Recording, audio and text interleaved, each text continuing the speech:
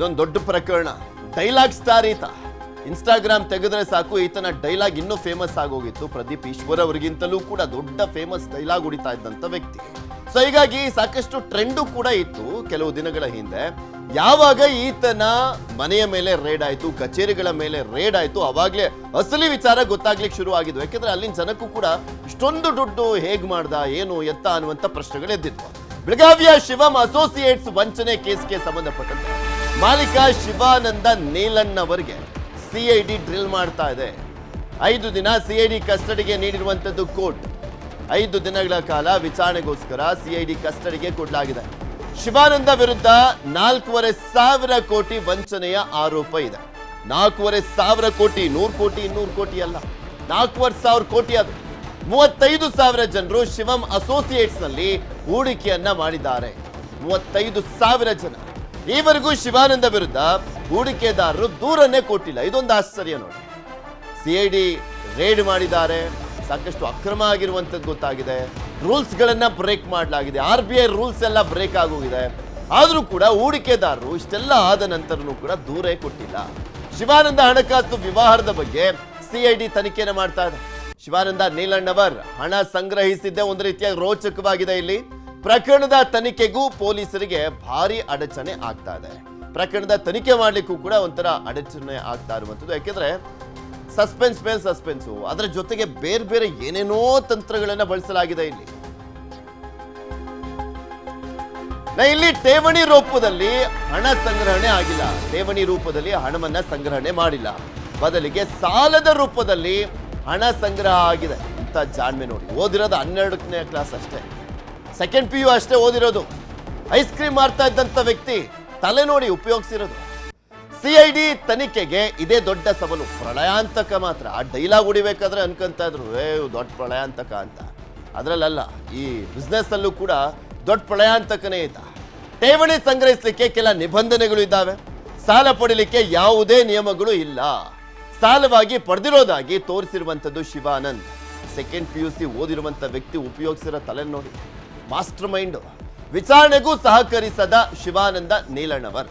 ವಿಚಾರಣೆ ಮಾಡಿದ್ರೆ ಏನಪ್ಪಾ ಅಂತೆಲ್ಲ ಪ್ರಶ್ನೆ ಕೇಳಿದ್ರೆ ಓಂ ನಮ ಶಿವಾಯ ಅಂತಾನೆ. ಓಂ ನಮ ಶಿವಾಯ, ಗುಳುಂ ಸ್ವಾಹ ಅಷ್ಟೇ. ಓಂ ನಮ ಶಿವಾಯ ಅಂತ ಉತ್ತರ ಕೊಡ್ತಾ ಎಂದು ಸಿಐಡಿ DIG ಭೀಮಶಂಕರ್ ಗುಳೇದವರಿಂದ ಡ್ರಿಲ್ ಮಾಡಲಾಗ್ತಾ ಇದೆ. ಅವರು ವಿಚಾರಣೆ ಮಾಡ್ತಾರೆ. ಅಜ್ಞಾತ ಸ್ಥಳದಲ್ಲಿ ಶಿವಾನಂದ ವಿಚಾರಣೆಗೆ ಸಿಐಡಿ ಸಿದ್ಧತೆ ಮಾಡಿಕೊಂಡಿದೆ. ಹೈಕೋರ್ಟ್ ಮೊರೆ ಹೋಗ್ಲಿಕ್ಕೆ ಶಿವಾನಂದ ತಯಾರಿಯನ್ನ ಕೂಡ ಮಾಡಿಕೊಂಡಿರುವಂಥದ್ದು. FIR ರದ್ದು ಕೋರಿ ಹೈಕೋರ್ಟ್ಗೆ ಅರ್ಜಿ ಸಲ್ಲಿಸಲಿಕ್ಕೆ ಸಿದ್ಧತೆಯನ್ನ ಮಾಡಿಕೊಂಡಿದ್ದಾರಂತೆ. ಮತ್ತು ಒಂದ್ ಕಡೆ FIR ರದ್ದಾಗಬೇಕು ಅಂತ, ಈ ಪ್ರಕರಣದ ತನಿಖೆಗೆ ತಡೆಯನ್ನ ಕೊಡಬೇಕು ಅಂತ ಹೇಳಿ ಅವರು ಹೈಕೋರ್ಟ್ಗೆ ಅರ್ಜಿಯನ್ನ ಹಾಕ್ಲಿಕ್ಕೆ ರೆಡಿ ಆಗಿದ್ದಾರೆ. ಮತ್ತು ಒಂದ್ ಕಡೆ ಸಿಐಡಿ ಅವರು ಅಜ್ಞಾತ ಸ್ಥಳದಲ್ಲಿ ಇವತ್ತು ವಿಚಾರಣೆಯನ್ನ ಮಾಡ್ತಾರಂತೆ. ಇಂಟ್ರೆಸ್ಟಿಂಗ್ ಇದೆ ಈ ಪ್ರಕರಣ. 4,500 ಕೋಟಿ, 200 300 ಅಲ್ಲ, 200 ಕೋಟಿ 300 ಕೋಟಿನೂ ಅಲ್ಲ, ಅದು ಬಿಗ್ ಅಮೌಂಟೇ. ಅಂಥದ್ರಲ್ಲಿ 4,500 ಕೋಟಿ ಅಂದ್ರೆ ಲೆಕ್ಕ ಹಾಕೊಳ್ಳಿ ಯಾವ ರೀತಿಯಾಗಿ ಬಿಸ್ನೆಸ್ ಆಗ್ತಾ ಇತ್ತು. ಅದೆಷ್ಟು ಅಂದ್ರೆ 35,000 ಜನರು ಇನ್ವೆಸ್ಟ್ ಮಾಡ್ತಾರೆ ಅಂದ್ರೆ ಅದೇನು ತಮಾಷೆ ಮಾತಾ? ಬಹುಪಾಲು ಅದರಲ್ಲಿ ಇದ್ದಿದ್ದಂಥದ್ದು ಮಾಜಿ ಸೈನಿಕರುಗಳೇ ಅಂತೆ. ಮಾಜಿ ಸೈನಿಕರುಗಳ ಇನ್ವೆಸ್ಟ್ಮೆಂಟೇ ಬಹುಪಾಲು ಇದ್ದಿದ್ದಂಥದ್ದು.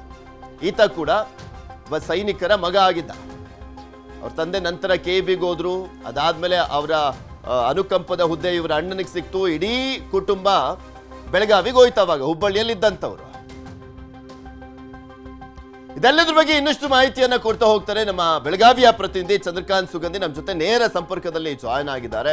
ಚಂದ್ರಕಾಂತ್, ಸೆಕೆಂಡ್ PUC ಓದಿದ್ದಂತ ವ್ಯಕ್ತಿ ಯಾವ ರೀತಿಯ ಮಾಸ್ಟರ್ ಮೈಂಡ್ ಮಾಡಿದ್ದಾನೆ, ಅಲ್ಲಿನ ಜನರನ್ನ ಯಾಮಾರಿಸಿದ್ದಾರೆ ಅನ್ನುವಂಥದ್ದೇ ಸಹಜವಾಗಿ ಕುತೂಹಲ ಕೆಡೆ ಮಾಡ್ಕೊಡ್ತಾ ಇರುವಂಥದ್ದು. ಈ ಪ್ರಕರಣದ ಅಪ್ಡೇಟ್ಸ್ ಏನಿದೆ, ಯಾವ ರೀತಿಯಾಗಿ ತನಿಖೆಯನ್ನ ಮಾಡ್ಲಾಗ್ತಾ ಇದೆ? ಪೃಥ್ವಿರಾಜ್, ಈಗ ಪ್ರಕರಣ ಸಂಬಂಧಪಟ್ಟಂತೆ ಸದ್ಯ ಬೆಳಗಾವಿಗೆ ಸಿಐಡಿ ಎಂಟ್ರಿ ಆಗಿರ್ತಕ್ಕಂಥ ಸಿಐಡಿ DGP ಭೀಮಾಶಂಕರ್ ಗುಳೇದ್ ಈಗ ಬೆಳಗಾವಿಗೆ ಬಂದಿದ್ದಾರೆ. ಬೆಳಗಾವಿಯಲ್ಲಿ ಇದುವರೆಗೂ ಆಗಿರತಕ್ಕಂಥ ತನಿಖೆ ಮತ್ತು ಕೇಳಿ ಬಂದಿರತಕ್ಕಂಥ ಆರೋಪಗಳ ಬಗ್ಗೆ ಇವತ್ತು ದಾಖಲೆಗಳನ್ನು ಸಂಗ್ರಹಿಸ್ತಾರೆ. ನಾಳೆ ವಿಚಾರಣೆಯನ್ನು ವಶಕ್ಕೆ ಪಡೆದು ವಿಚಾರಣೆಯನ್ನು ಆರಂಭಿಸುವಂತ ಸಾಧ್ಯತೆ ಇರತಕ್ಕಂಥದ್ದು. ಈಗಾಗಲೇ ಏನು ಕೋಟ್ಯಾಂತರ ರೂಪಾಯಿ ಹಣ ಏನು ಗ್ರಾಹಕರಿಂದ ಸಂಗ್ರಹಿಸಿದ ಹಣ ಏನು ದುರುಪಯೋಗ ಆಗಿದೆ ಅಂತಕ್ಕಂಥ ಆರೋಪ ಇರೋದು. ಇದುವರೆಗೂ ಕೂಡ ವಂಚನೆ ಆಗಿದೆ ಅಂತೇಳಿ ಯಾರೊಬ್ರು ಕೂಡ ಬಂದು ದೂರು ನೀಡಿಲ್ಲ. ಹೀಗಾಗಿ ಈ ಒಂದು ಪ್ರಕರಣ ಈಗ ಜಿಲ್ಲಾಡಳಿತ ಮತ್ತು ಸಿಐಡಿಗೂ ಕೂಡ ಸವಾಲಾಗಿದೆ ಅಂತ ಹೇಳ್ಬೋದು. ಕಳೆದ 10 ಹಲವು ವರ್ಷಗಳಿಂದ ಕೂಡ ಈ ಒಂದು ಶಿವಂ ಅಸೋಸಿಯೇಟ್ ನಿಂದ ಹಣವನ್ನ ಸಂಗ್ರಹಿಸಲಾಗಿದೆ. ಸುಮಾರು 3,500ಕ್ಕೂ ಹೆಚ್ಚು ಜನ ಗ್ರಾಹಕರು ಇವ್ರ ಜೊತೆಗೆ ಸೇರ್ಕೊಂಡಿದ್ರು, ಇವ್ರ ಜೊತೆಗೆ ಪಾರ್ಟ್ನರ್ಸ್ ತರ ಕೆಲಸ ಮಾಡ್ತಿದ್ರು ಮತ್ತು ಇದರಲ್ಲಿ ಹಣ ಹೂಡಿಕೆ ಮಾಡಿದ್ದಾರೆ ಅಂತಕ್ಕಂಥದ್ದು. ಇಲ್ಲಿ ಪ್ರಮುಖವಾಗಿ ಏನು ಅಂತಂದ್ರೆ ಇದನ್ನ ಠೇವಣಿ ರೂಪದಲ್ಲಿ ಹಣವನ್ನ ಇವರು ಸಂಗ್ರಹಿಸಿಲ್ಲ, ಬದಲಾಗಿ ಏನು ಅಂತಂದ್ರೆ ಇದನ್ನ ಹಣವನ್ನ ಇವರು ಸಾಲದ ರೂಪದಲ್ಲಿ ಸಂಗ್ರಹಿಸಿದ್ದಾರೆ. ಈ ಸಾಲದ ರೂಪದಲ್ಲಿ ಸಂಗ್ರಹಿಸಿದ ಹಣಕ್ಕೆ ಜೊತೆಗೆ ಚೆಕ್ ಕೂಡ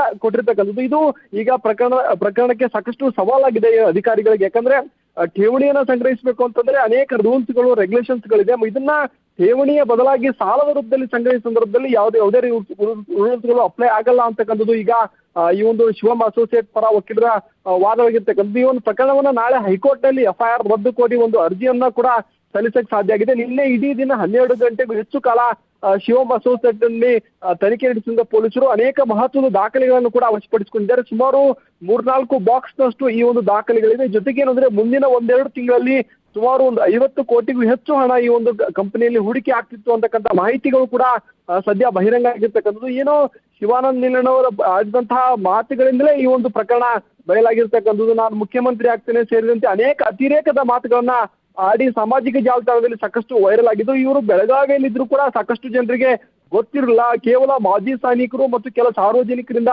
ಹಣವನ್ನು ಸಂಗ್ರಹಿಸಿದ್ರು. ಆದ್ರೆ ಟಾರ್ಗೆಟ್ ಇರೋದು ಮಾಜಿ ಸೈನಿಕರು.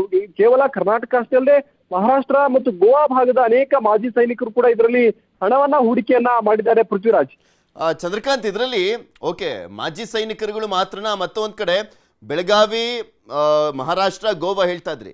ಬೆಳಗಾವಿಯಿಂದ ಮಹಾರಾಷ್ಟ್ರ, ಗೋವನ ಅಥವಾ ಬೆಳಗಾವಿಯ ಸುತ್ತಮುತ್ತ ಇರುವಂತ ಜಿಲ್ಲೆಗಳ ಜನರು ಕೂಡ ಇಲ್ಲಿ ಇನ್ವೆಸ್ಟ್ ಮಾಡಿದ್ರ? ಇನ್ನೊಂದ್ ಕಡೆ ಆ ಒಂದು ಆ್ಯಪ್ ಅಕ್ಯುಮೆನ್ ಅನ್ನುವಂಥ ಆ್ಯಪ್ ಇತ್ತಲ್ಲ, ಅದ್ರ ಮುಖಾಂತರ ಹಣ ಹಾಕ್ಸ್ಕೊಳ್ಳಾಗ್ತಾ ಇತ್ತಲ್ಲ. ಈಗ ಪೊಲೀಸರು ತನಿಖೆ ಮಾಡುವಂಥ ಸಂದರ್ಭದಲ್ಲಿ ಸಾವಿರಾರು ಜನರ ಹೆಸರು ಕೂಡ ಸಿಕ್ಕಿರುತ್ತೆ, ಲಿಸ್ಟ್ ಕೂಡ ಸಿಕ್ಕಿರುತ್ತೆ. ಅವ್ರನ್ನ ಯಾರನ್ನೂ ಕೂಡ ತನಿಖೆ ಮಾಡಿಲ್ವಾ? ಹೇಗೆ ಆಗ್ತಾ ಇತ್ತು, ಯಾವ ರೀತಿ ಅಪ್ರೋಚ್ ಮಾಡ್ತಾ ಇದ್ರು, ಏನು ಎತ್ತ ಅನ್ನುವಂಥದ್ರ ಬಗ್ಗೆ?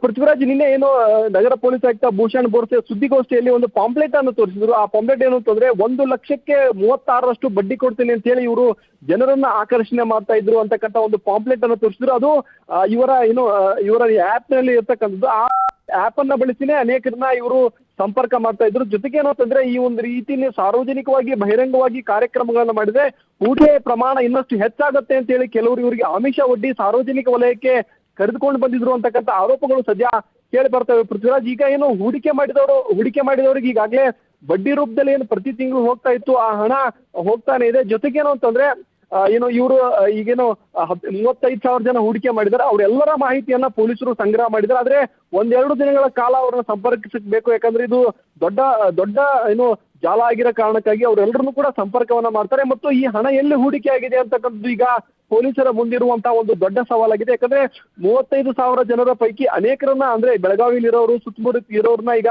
ಜಿಲ್ಲಾಡಳಿತ ಮತ್ತು ಪೊಲೀಸ್ ಇಲಾಖೆ ಸಂಪರ್ಕಿಸಿ ನೀವು ದೂರು ಕೊಡಿ ಅಂತಕ್ಕಂಥ ಮನವಿಯನ್ನ ಮಾಡಿದ್ರು ಕೂಡ ಅವ್ರು ಯಾರು ನಾವು ದೂರು ಕೊಡಲ್ಲ ಅಂತ ಹೇಳಿ ಸ್ಪಷ್ಟವಾಗಿ ಹೇಳಿದ್ದಾರೆ. ಯಾಕಂದ್ರೆ ನಮ್ಗೆ ಈಗಾಗಲೇ ಸರಿಯಾಗಿ ಬಡ್ಡಿ ಬರ್ತಾ ಇದೆ ಮತ್ತು ನಮ್ಗೆ ಯಾವುದೇ ರೀತಿ ವಂಚನೆ ಆಗಿಲ್ಲ ಅಂತಕ್ಕಂಥ ಮಾತುಗಳನ್ನು ಕೂಡ ನೇರವಾಗಿ ಹೇಳಿದ್ದು ಈ ಒಂದು ಪ್ರಕರಣವನ್ನ ಸವಾಲು ಅಂತ ಹೇಳಿ ಈಗ ಜಿಲ್ಲಾಡಳಿತ ಸ್ವೀಕಾರ ಮಾಡಿದೆ ಮತ್ತು ಅನೇಕರನ್ನ ಸಂಪರ್ಕಿಸುವ ಪ್ರಯತ್ನವನ್ನು ಕೂಡ ನಿರಂತರವಾಗಿ ನಡೆಸ್ತಾ ಇದೆ. ಪೃಥ್ವಿರಾಜ್, ಚಂದ್ರಕಾಂತ್, ಇಲ್ಲಿ ಶಿವಮ್ ಅಸೋಸಿಯೇಟ್ಸ್ ಆ ಮಾಲೀಕ ಶಿವಾನಂದ ನೀಲಣ್ಣವರು ಈಸ್ ದ ಓನ್ಲಿ ಮ್ಯಾನ್ ಇದರಲ್ಲಿ ಇರುವಂಥದ್ದು, ಮಾಸ್ಟರ್ ಮೈಂಡು. ಇನ್ಯಾರು ಇಲ್ವಾ ಇದರಲ್ಲಿ, ಈ ಟೀಮ್ನಲ್ಲಿ ಈತನ ಜೊತೆ ಸೇರಿಕೊಂಡು ಈ ಒಂದು ಬಿಸ್ನೆಸ್ ಅನ್ನ ಮಾಡಲಿಕ್ಕೆ? ಯಾಕೆಂದ್ರೆ 12th ಪಾಸ್ ಆಗಿರುವಂಥ ವ್ಯಕ್ತಿ ಅಷ್ಟೇ, 12ನೇ ಕ್ಲಾಸ್ ಓದಿರುವಂಥ ವ್ಯಕ್ತಿ.